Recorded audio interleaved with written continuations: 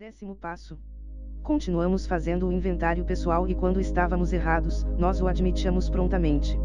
Na medida em que trabalhamos os primeiros 9 passos, estamos nos preparando para a aventura de uma nova vida. Mas, ao nos aproximarmos do 10º passo, começamos a nos submeter à maneira de viver dia após dia, em tempo bom ou mau. Então, vem a prova decisiva: podemos permanecer sóbrios, manter nosso equilíbrio emocional e viver utilmente sob quaisquer condições. Uma olhada contínua sobre nossas qualidades e defeitos e o firme propósito de aprender e crescer por esta forma, são necessidades para nós. Nós alcoólicos aprendemos isso de maneira difícil. Em todos os tempos e lugares, pessoas mais experientes, é claro, submeteram-se à crítica e ao autoexame rigorosos. Os sábios sempre souberam que alguém só consegue fazer alguma coisa de sua vida depois que o exame de si mesmo venha a se tornar um hábito regular. Admita e aceite o que encontre, e então, tente corrigir o que lhe pareça errado, com paciência e perseverança. Um bêbado não pode viver bem hoje se está com uma terrível ressaca, resultante do excesso de bebidas ontem ingerido. Porém, existe outro tipo de ressaca que todos experimentamos, bebendo ou não. É a ressaca emocional, fruto direto do acúmulo de emoções negativas sofridas ontem, e às vezes, hoje, o rancor, o medo, o ciúme e outras semelhantes. Se queremos viver serenamente hoje e amanhã, sem dúvida temos que eliminar estas ressacas. Isto não quer dizer que devamos perambular morbidamente pelo passado. Requer, isto sim, a admissão e correção dos erros agora. No inventário podemos pôr em ordem o nosso passado. Feito isso, nos tornamos de fato capazes de deixá-lo para trás.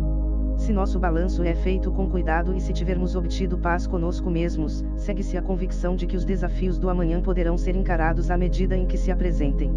Embora todos os inventários, em princípio, sejam iguais, a ocasião os faz diferentes. Ao relâmpago, feito a qualquer hora, toda vez em que nos encontremos enredados. Existe o do fim de cada jornada, quando revisamos os acontecimentos das últimas 24 horas. É neste verdadeiro balancete diário que creditamos a nosso favor ou debitamos contra nós as coisas que julgamos bem ou mal feitas. De tempo em tempo, surgem as ocasiões em que, sozinhos ou assessorados pelos nossos padrinhos ou conselheiros espirituais, fazemos a revisão atenta de nosso progresso durante a última etapa. Muitos AAs costumam fazer uma limpeza geral a cada ano ou período de 6 meses. Outros de nós também preferem a experiência de um retiro, onde isolados do mundo exterior, calma e tranquilamente, por 1 ou 2 dias, podem proceder à autorrevisão e à meditação sobre os resultados. Reflexões acerca do 10º passo. A aproximação do 10º passo leva o alcoolista a começar a se submeter ao modo de viver de sempre e em qualquer situação. Faz-se necessária uma análise contínua de qualidades e defeitos, e o propósito de aprender e crescer por meio desta análise. Além da ressaca devida ao excesso de bebida, existe também a ressaca emocional, que é fruto direto do acúmulo de emoções negativas ontem sofridas, e às vezes, hoje, o rancor, o medo, o ciúme e outras semelhantes. Para viver com serenidade é preciso eliminar tais ressacas. Embora iguais em princípio, os inventários diferem de acordo com a ocasião em que são feitos. Há o inventário relâmpago, que é feito nos momentos de confusão. Inventários diários são feitos para revisar os acontecimentos das últimas 24 horas. Existem ainda os inventários periódicos, feitos para avaliar o progresso de um determinado período. A dificuldade do inventário reside na falta de hábito de uma análise detalhada. Uma vez adquirido, o hábito passa a ser uma atividade proveitosa, compensando amplamente o tempo com ele despendido. Muitos alcoolistas têm o hábito de fazer um inventário anual ou semestral. Existe um preceito espiritual que explica que, cada vez que o indivíduo se sente perturbado, existe algo errado com ele. Entre os sentimentos perturbadores encontra-se o rancor. Quando este é justificado, a literatura esclarece que para o alcoolista este rancor pode ser perigoso, é preferível deixá-lo para as pessoas mais equilibradas, que conseguem mantê-lo sob controle. Outros sentimentos que têm o poder de transtornar as emoções do alcoolista são o ciúme, os ressentimentos, a inveja, a autopiedade e o orgulho. Um inventário relâmpago levantado no meio de tais perturbações podem ser de grande valia para acalmar as emoções tempestuosas. O inventário diário aplica-se para situações que ocorreram durante as 24 horas. Para todas as situações há necessidade de autodomínio, análise honesta do ocorrido, disposição para admitir nossa culpa, e igualmente, para desculpar as outras pessoas. O desenvolvimento do autodomínio tem prioridade, uma vez que a precipitação ou imprudência pode comprometer uma relação e não permite agir ou pensar com clareza. O autodomínio é necessário tanto para problemas inesperados, como para o momento em que o alcoolista começa a ser bem-sucedido. O sucesso leva muito facilmente ao orgulho. Neste sentido, a lembrança de que a sobriedade é resultado da ação de Deus pode funcionar como defesa contra o orgulho desmedido. A percepção de que todas as pessoas têm falhas começa a gerar tolerância e evidência de que não faz sentido ofender-se com pessoas que sofrem tal qual o alcoolista dos desajustes que acompanham o desenvolvimento. Uma mudança tão radical na forma de ver as coisas pode levar muito tempo. Se são raras as pessoas que conseguem amar a todas as outras, é comum encontrar indiferença e ódio entre as pessoas. O alcoolista, no entanto, não pode manter a ideia de que pode odiar ou temer quem quer que seja. A cortesia, a bondade, a justiça e o amor são chaves que abrem a porta da harmonia entre nós e as outras pessoas. Ao final do dia, muitos alcoolistas fazem o inventário das últimas 24 horas. Percebem que boas intenções e atos construtivos estão presentes em sua mente. Por outro lado, o exame dos pensamentos e atos inadequados ou desagradáveis permitem, de modo geral, perceber e entender quais foram os motivos que os geraram. É preciso apenas reconhecer a falha, tentar visualizar qual comportamento teria sido adequado, aproveitar a lição e fazer a reparação se necessária. Para outras situações, apenas um exame mais detalhado irá mostrar quais foram os reais motivos de algumas ações. Algumas vezes, poderá ter surgido uma justificativa para explicar uma conduta inadequada, e será tentador imaginar que havia bons motivos para o comportamento em questão. Esta estranha característica do complexo mente-emoção, este desejo pervertido de ocultar atrás do bom motivo, o errado, se infiltra nos atos humanos de alto a baixo. A edificação do caráter consiste em perceber, admitir e corrigir estas falhas. Uma avaliação minuciosa de como foi o dia possibilita agradecer a Deus as graças recebidas e adormecer com a consciência tranquila. A prova decisiva. Quando praticamos os 9 primeiros passos, estamos nos preparando para a aventura de uma nova vida. Mas, ao nos aproximarmos do 10º passo, começamos a nos submeter à maneira de viver dia após dia, em qualquer circunstância. Logo, vem a prova decisiva, permanecer sóbrios, manter nosso equilíbrio emocional e viver utilmente sob quaisquer condições. Eu sei que as promessas estão sendo cumpridas na minha vida, mas desejo mantê-las e desenvolvê-las pela aplicação diária do 10º passo. Tenho aprendido através deste passo que, se estou perturbado, há algo errado comigo. A outra pessoa pode estar errada também, mas eu posso tratar somente com os meus sentimentos. Quando estou magoado ou transtornado, tenho que procurar a causa continuamente em mim e preciso então admitir e corrigir meus erros. Não é fácil, mas enquanto sei que estou progredindo espiritualmente, sei que posso considerar meu esforço como um trabalho bem feito. Descobri que a dor é uma amiga, ela me deixa saber que há alguma coisa errada com as minhas emoções, da mesma forma que uma dor física mostra que há alguma coisa errada com meu corpo. Quando atuo de forma apropriada através dos 12 passos, a dor gradualmente vai embora. Após a tempestade, serenidade. Um conhecedor do assunto, disse uma vez, que a dor era a pedra de toque de todo o progresso espiritual. Nós estamos convencidos disso. Quando me encontro na montanha russa da confusão emocional, recordo que o crescimento é frequentemente doloroso. Minha evolução no programa de AA me ensinou que devo experimentar a mudança interior que, mesmo dolorosa, acabará guiando-me do egoísmo para o altruísmo. Se quero ter serenidade, tenho que passar pelo tumulto emocional e suas subsequentes ressacas, e estar agradecido pelo contínuo progresso espiritual. Uma poda necessária. Sabemos que antes da sobriedade vem, obrigatoriamente, o sofrimento resultante da bebida, da mesma forma que antes da serenidade vem o desequilíbrio emocional. Adoro despender tempo em meu jardim, alimentando e podando minhas flores maravilhosas. Um dia, em que estava diligentemente podando-as, uma vizinha parou e comentou: "Ó, as tuas plantas são maravilhosas, é uma pena ter que cortá-las." Eu repliquei: "Sei como você se sente, mas o excesso precisa ser removido, para que elas possam crescer mais fortes e mais saudáveis." Mais tarde pensei que talvez minhas plantas sentissem dor, mas Deus e eu sabemos que faz parte do plano e tenho visto os resultados. Então lembrei-me logo do meu precioso programa de AA, e de como nós todos crescemos através da dor. Peço a Deus para me podar quando for a hora, para que assim possa crescer. A bagagem de ontem. Os sábios sempre souberam que alguém só consegue fazer alguma coisa de sua vida depois que o exame de si mesmo venha a se tornar um hábito regular. Admita e aceite o que encontre, e então tente corrigir o que lhe pareça errado, com paciência e perseverança. Tenho hoje mais do que o suficiente para lidar, sem ter que arrastar também a bagagem de ontem. Devo equilibrar as contas de hoje, se quiser ter uma chance amanhã. Portanto, pergunto a mim mesmo se errei e como posso evitar repetir esse comportamento em particular. Magoei alguém, ajudei alguém, e por quê? Alguma coisa que faço hoje acaba transbordando para o amanhã, porém, isso não precisa acontecer com quase tudo, se eu fizer um inventário diário de forma honesta. Controlando diariamente. Continuamos fazendo o inventário pessoal.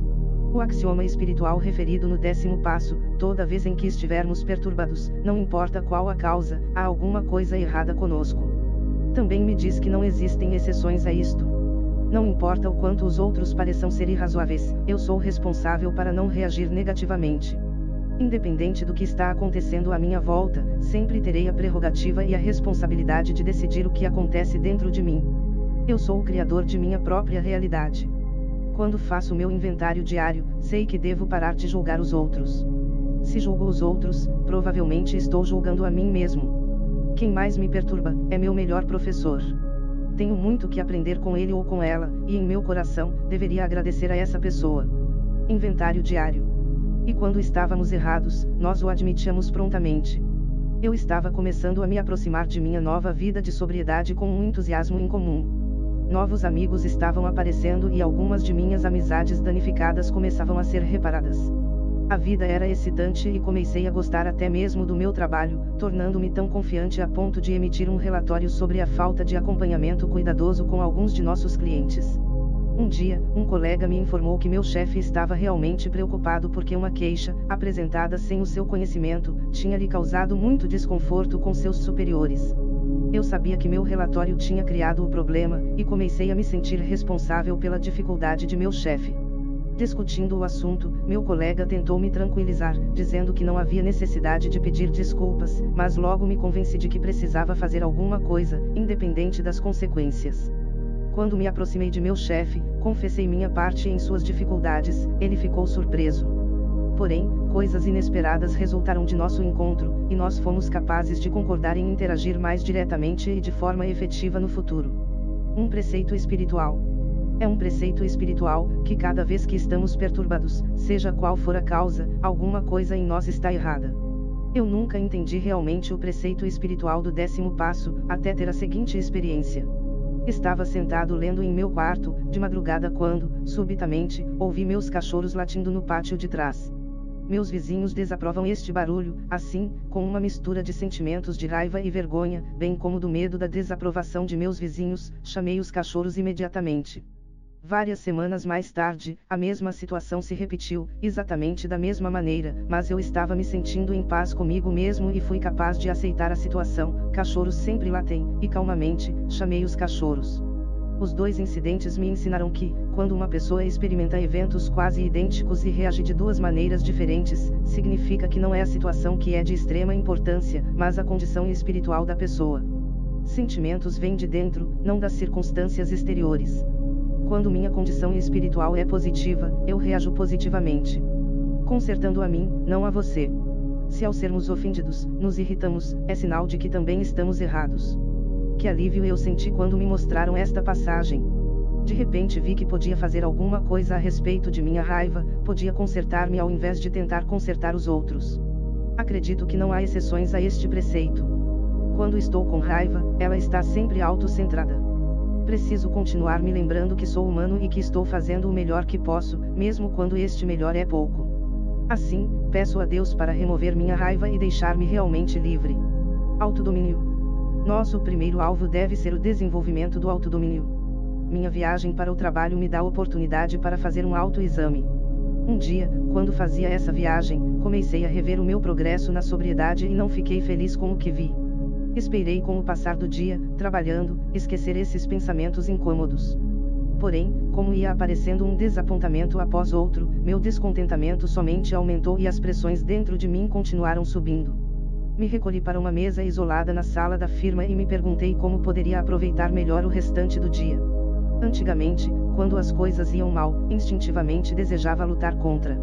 Mas, durante o curto tempo que eu vinha tentando viver o programa de AA, havia aprendido a voltar atrás e dar uma olhada em mim mesmo. Reconheci que, embora não sendo a pessoa que desejava ser, eu tinha aprendido a não reagir da minha velha maneira. Aquelas velhas estruturas de comportamento só trouxeram tristeza e dor para mim e para os outros. Voltei para minha sessão de trabalho, determinado a ter um dia produtivo, agradecendo a Deus pela chance de fazer progresso naquele dia. Refreando a precipitação. Quando falamos ou agimos precipitada ou imprudentemente, nossa capacidade de fazer justiça e ser tolerante se evapora imediatamente. Ser justo e tolerante é um objetivo para o qual preciso trabalhar diariamente. Peço a Deus, como eu o concebo, para me ajudar a ser amoroso e tolerante com as pessoas que amo e com aqueles que estão em maior contato comigo. Peço orientação para reprimir minha língua quando estou agitado, e paro um momento para refletir sobre o cataclismo emocional que minhas palavras podem causar, não somente a outros, mas também em mim. Oração, meditação e inventários são a chave para um pensamento firme e ação positiva para mim. Inventários incessantes. Continuamos vigiando o egoísmo, a desonestidade, o ressentimento e o medo. Quando estes surgirem, pediremos imediatamente a Deus que os remova. Iremos discuti-los em seguida com alguma pessoa, e se causamos algum dano, prontamente vamos repará-lo. Então, firmemente, voltamos nossos pensamentos para alguém a quem possamos ajudar. A aceitação imediata de pensamentos ou ações erradas é uma tarefa difícil para a maioria dos seres humanos, mas para alcoólicos em recuperação como eu, é difícil devido à minha propensão para o egoísmo, o medo e o orgulho. A liberdade que o programa de AA me oferece torna-se mais abundante quando, através de inventários incessantes de mim mesmo, admito, reconheço e aceito responsabilidade por meus erros. É possível então para mim conseguir uma compreensão mais profunda e mais ampla do que é a humildade. Minha disposição em admitir quando a falta é minha, facilita o progresso de meu crescimento e me ajuda a ser mais compreensivo e prestativo para os outros. Um programa para viver. Quando nos deitamos à noite, revisamos construtivamente o nosso dia. Ao acordar, pensamos nas 24 horas vindouras. Antes de começar, pedimos que Deus dirija nossos pensamentos, e especialmente, que eles sejam divorciados da autopiedade, da desonestidade e do egoísmo. A mim faltava a serenidade. Com mais coisas para fazer do que era possível, embora me esforçasse muito, cada vez estava mais atrasado.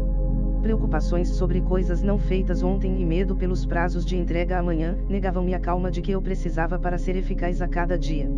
Antes de praticar o 10º e o 11º passos, comecei a ler passagens como a citada acima. Tentei focalizar a vontade de Deus, não os meus problemas, e confiar que Ele poderia administrar o meu dia. Funcionou. Foi devagar, mas funcionou. Durante cada dia. Não é algo que se consiga de um dia para o outro. Deve continuar durante toda a vida. Durante meus primeiros anos em AA, considerava o 10º passo como uma sugestão de que olhasse periodicamente ao meu comportamento e reações. Se houvesse alguma coisa errada, deveria admiti-la. Se uma desculpa fosse necessária, deveria pedi-la. Após alguns anos de sobriedade, senti que podia fazer um autoexame mais frequentemente. Somente após a passagem de mais alguns anos eu percebi o significado total do 10º passo e da palavra continuamos. Continuamos não significa de vez em quando, ou frequentemente. Significa durante cada dia. Um ajustamento diário. Cada dia é um dia em que devemos aplicar a visão da vontade de Deus em todas as nossas atividades. Como mantenho minha condição espiritual? Para mim é muito simples, todo dia peço ao poder superior que me conceda a graça da sobriedade por mais aquele dia. Tenho conversado com muitos alcoólicos que voltaram a beber e sempre pergunto a eles: você rezou por sobriedade no dia em que tomou o primeiro gole? Nenhum deles disse que sim. Quando pratico o 10º passo e tento manter minha casa em ordem diariamente, sei que se eu pedir por um indulto diário, ele será concedido. Nada cresce na escuridão. Desejaremos que cresça e floresça o bem que está dentro de todos nós, por pior que sejamos. Com a autodisciplina e a percepção que ganhei praticando o 10º passo, começo a conhecer as gratificações da sobriedade, não como uma mera abstinência do álcool, mas como uma recuperação em todos os aspectos de minha vida. Renovo a esperança, regenero a fé e ganho novamente a dignidade do autorrespeito. Descobri a palavra e na frase. E quando estávamos errados, admitimos prontamente. Tranquilo de que não estou mais sempre errado, aprendo a aceitar a mim mesmo, como sou, com um novo entendimento dos milagres da sobriedade e serenidade. Verdadeira tolerância. Finalmente começamos a perceber que todas as pessoas, nós inclusive, estamos mais ou menos emocionalmente doentes e frequentemente errados, e então, aproximando-nos da verdadeira tolerância, conhecemos o real significado do amor ao próximo. Ocorreu-me o pensamento de que, até certo ponto, todas as pessoas são emocionalmente doentes. Como nós poderíamos não ser? Quem entre nós é perfeito? Como poderia algum de nós ser perfeito emocionalmente? Portanto, o que mais podemos nós fazer, se não suportar um ao outro e tratar cada um como gostaríamos de ser tratados em circunstâncias similares? Isso é realmente o amor?